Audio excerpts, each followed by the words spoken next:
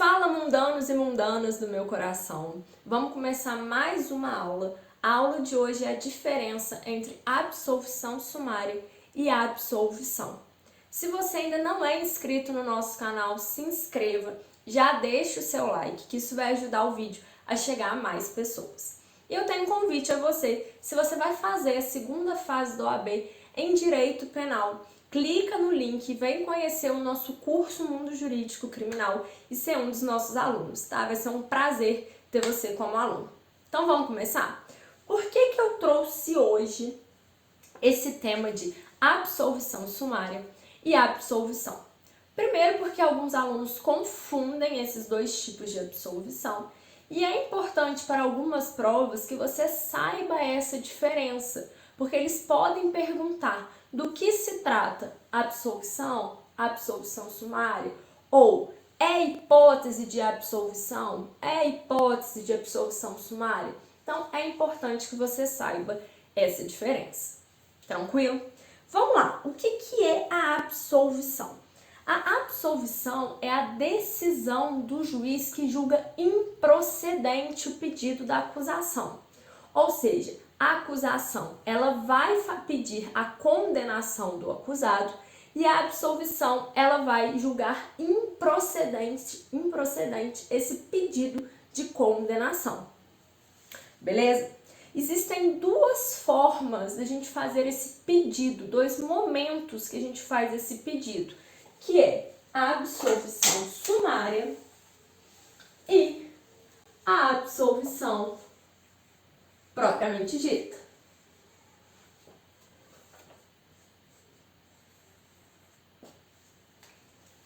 A absolvição sumária vai ser pedida no início da persecução penal. Já a absolvição vai ser pedida ao final da persecução penal. Qual que é a diferença, então? Quando você pede absolvição sumária, você vai pedir ainda no início da persecução penal, quando ainda não há produção de provas, tá bem? Você já pede desde já a absolvição e o juiz concede essa absolvição desde já, no início da persecução penal. No caso da absolvição propriamente dita em si, ela vai ocorrer ao final da persecução penal, depois da audiência de instrução e julgamento.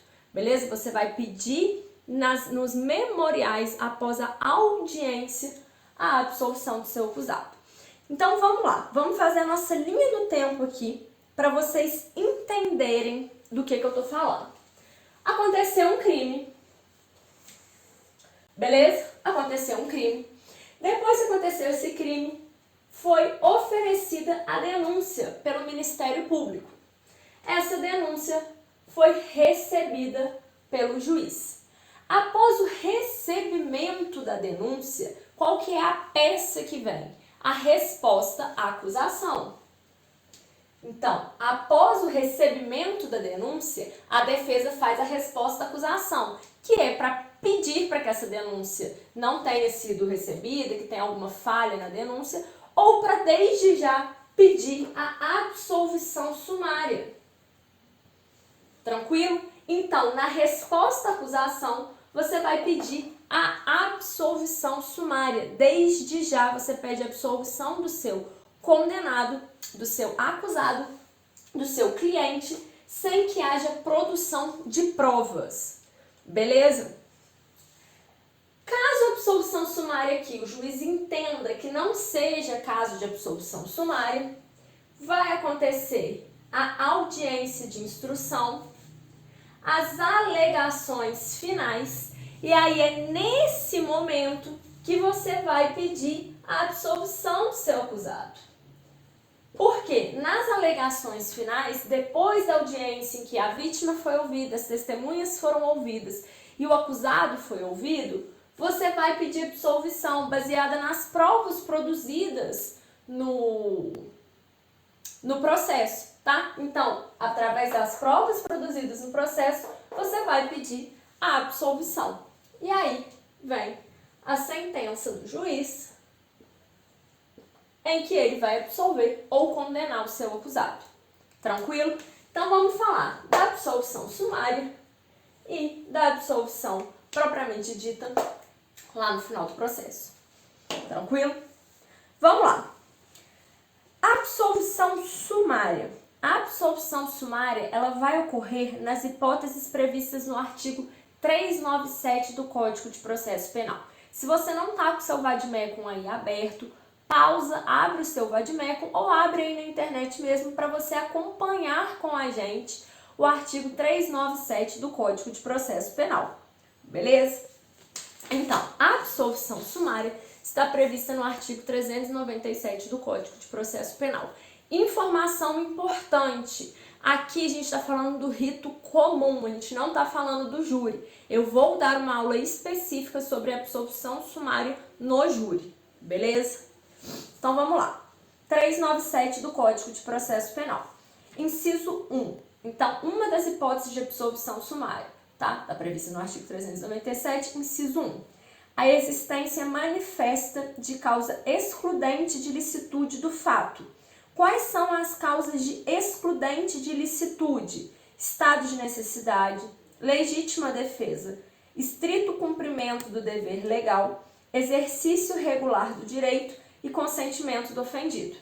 Beleza? Essas são as causas de excludente de licitude. Então, se tiver manifesta, se estiver na cara de que há uma causa excludente de licitude, ali que desde já pode ser confirmada, não é necessário passar por todo o processo, pode desde já ser absolvido sumariamente. Inciso 2. Excludente de culpabilidade, salvo inimputabilidade por doença mental, tá? A inimputabilidade por doença mental, ela não vai gerar absolvição sumária. Tranquilo? Por que a inimputabilidade não vai gerar absolvição sumária? Porque a inimputabilidade, ela não gera absolvição própria, mas sim uma absolvição imprópria. O que seria essa absolvição imprópria? Bom, ao final do processo, como ele é inimputável por doença mental, ele vai ser absolvido, mas ele vai ter uma pena, uma sanção, que é a medida de segurança, tá? Ele não pode ser punido com pena, mas ele pode ser punido com uma sanção, que é a medida de segurança. Então, por isso, nesse caso, ele não pode ser absolvido sumariamente. Tranquilo? Vamos lá. Então, quais são as hipóteses? Inimputabilidade por embriaguez completa ou acidental, falta de potencial de consciência da ilicitude, erro de proibição inevitável, inexigibilidade de conduta adversa, coação moral irresistível e obediência hierárquica. Beleza, essas são as excludentes de culpabilidade. Lembrando, se você tem dificuldade em diferenciar excludentes de ilicitude, culpabilidade e tipicidade, tem um vídeo aqui no nosso canal muito bacana sobre isso, que você não vai mais esquecer, não vai mais confundir essas hipóteses. Tranquilo? Então, se tem uma manifesta excludente de ilicitude, uma manifesta excludente de culpabilidade. Inciso 3º. O fato narrado evidentemente não constitui crime ou excludente de tipicidade. Então, quais são as hipóteses? Fato atípico, coação física irresistível, crime impossível, erro de tipo essencial e princípio da insignificância, tá? Essas são as hipóteses de que, não sendo manifesto que a conduta não é crime ou que há uma excludente de tipicidade, também é hipótese de absolvição sumária. Beleza. Inciso 4º. Extinta a punibilidade do agente, causas extintivas de punibilidade. Quais são as hipóteses de extinta a punibilidade do agente? Ou seja, causas extintivas de punibilidade. Hipótese do artigo 107, a perdão do ofendido. Prescrição, que é o artigo 109 e o artigo 117 do Código Penal, ou seja, perdão do ofendido, prescrição e o ressarcimento do peculato culposo, ele também gera uma extinção da punibilidade, beleza? É uma hipótese pouco falada e que ela pode cair para vocês tanto em prova do OAB quanto em prova de concurso, que é o ressarcimento do dano no peculato culposo, tá? Quando há esse ressarcimento, ocorre a extinção da punibilidade, então ele não pode ser punido por aquele crime. Tranquilo? Beleza. Então, aqui a gente está falando sobre as hipóteses de absolvição sumária. Se vocês são espertos, se vocês são aí mundanos, vocês já perceberam, então, que hipótese de absolvição sumária, a gente está falando o quê? De causas excludentes, de ilicitude, culpabilidade, tipicidade e punibilidade, beleza? Ocorreu a extinção da punibilidade, não tem como a pessoa responder por aquele processo, então ele já vai ser absolvido sumariamente. Se tem alguma coisa que extingue a ilicitude, a tipicidade, a culpabilidade, ele lá na frente não vai poder ser condenado, porque já tem uma causa manifesta sobre isso, então vamos absolver ele já de uma vez, tá? Então a ideia da absolvição sumária é não precisar passar por todo o processo penal, sendo que a gente já tem claramente uma causa que lá no final vai gerar absolvição. Então a gente já pode absolver de cara, certo?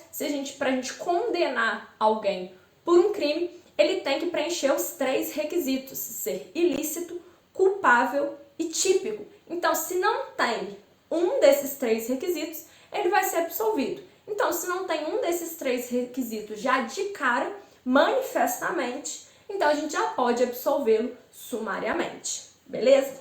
Então, vamos lá, a absolvição sumária está prevista no artigo 397 do Código de Processo Penal.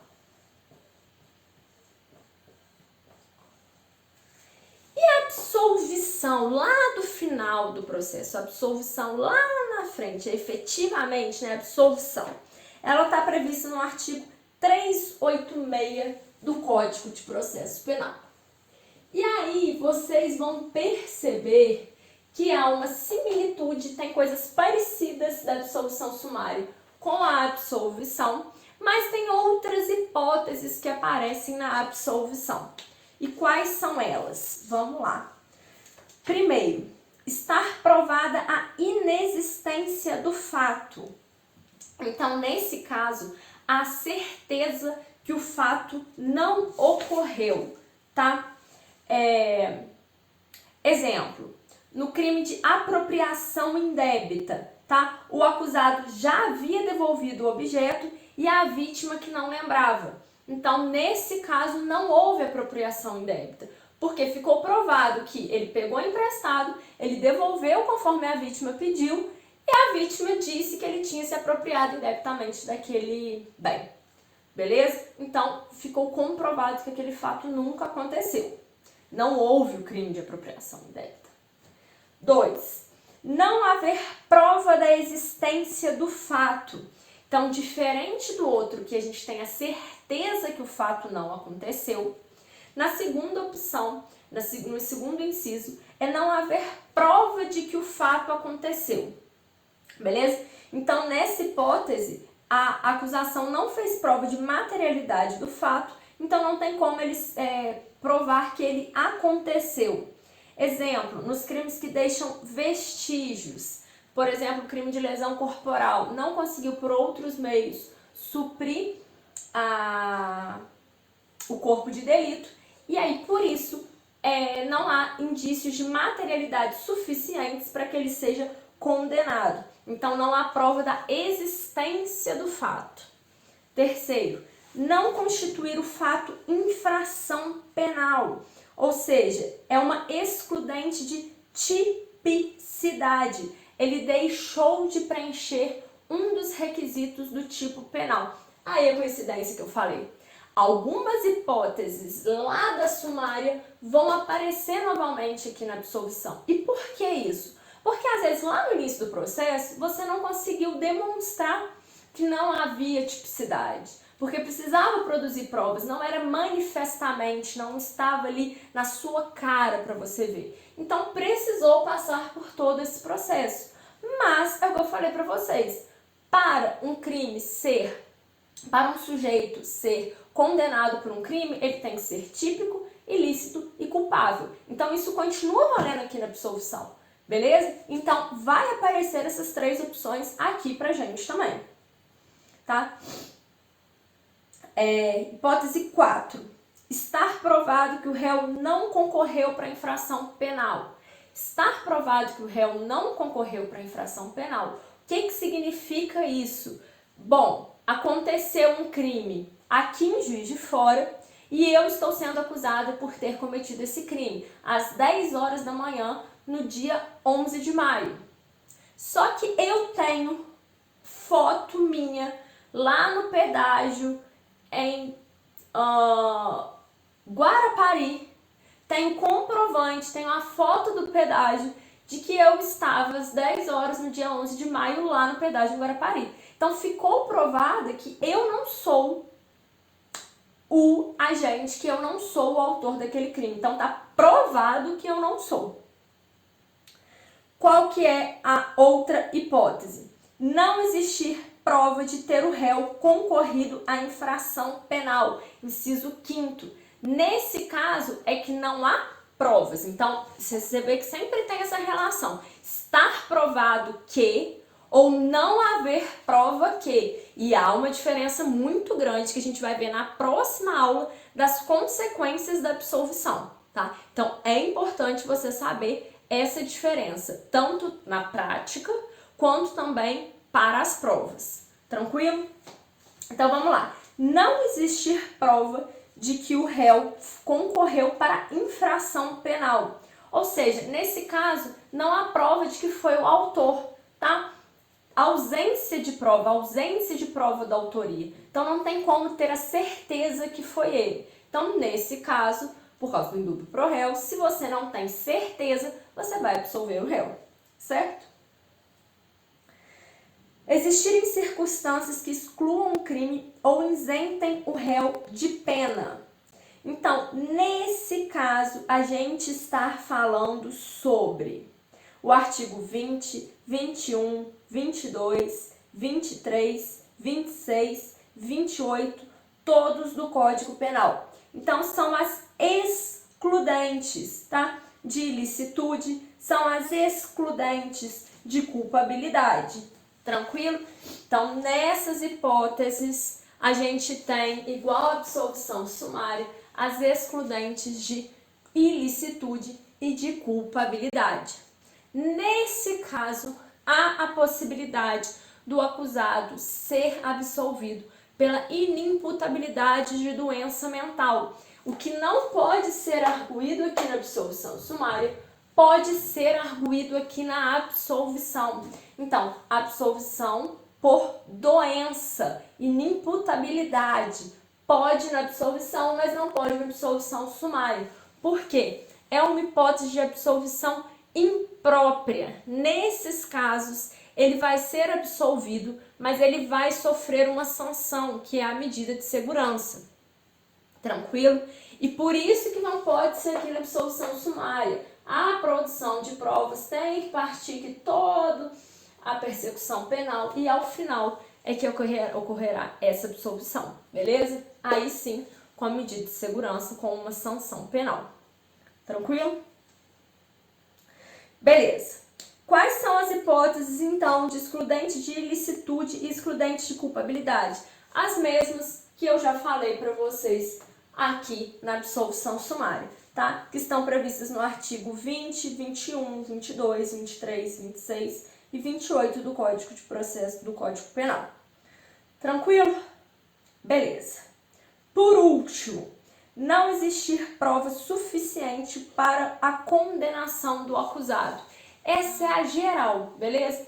E quando não há provas para a condenação do acusado, então não há indícios de autoria, não há indícios de materialidade, não há provas suficientes, tá? Então, nesse caso, ele vai ser absolvido pela última hipótese, que é a hipótese geral. Tranquilo?